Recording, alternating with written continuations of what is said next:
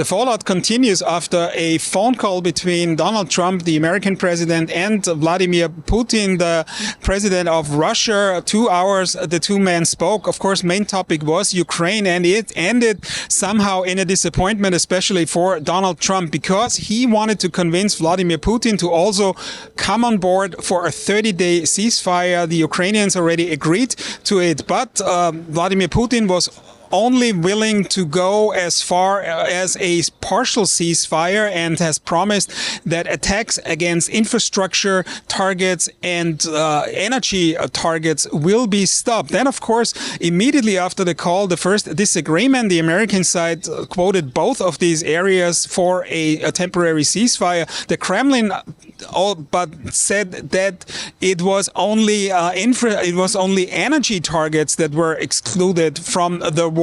And of course, in the hours after the conversation, there were attacks against such targets, especially infrastructure, including a school.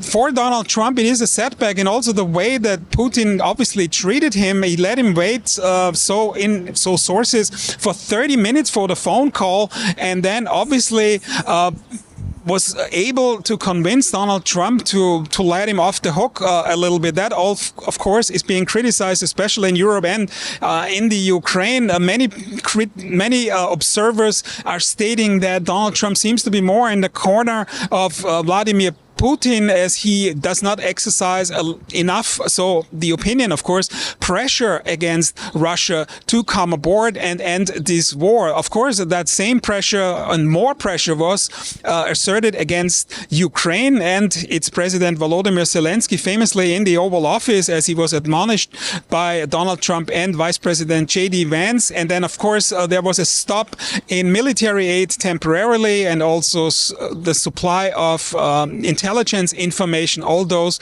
were meant to bring the Ukrainians on board, which they did in negotiations in Saudi Arabia. But now it seems that Donald Trump does not want to exercise the same pressure on Russia. So the war goes on, and it is a setback for Donald Trump because he has promised to end this war as quickly as possible during the campaign and after. And now it is unclear how the next negotiations will proceed. The highlight of today, Wednesday, is, of course, a scheduled phone call between Trump and Zelensky. And here, of course, the world waits for more news.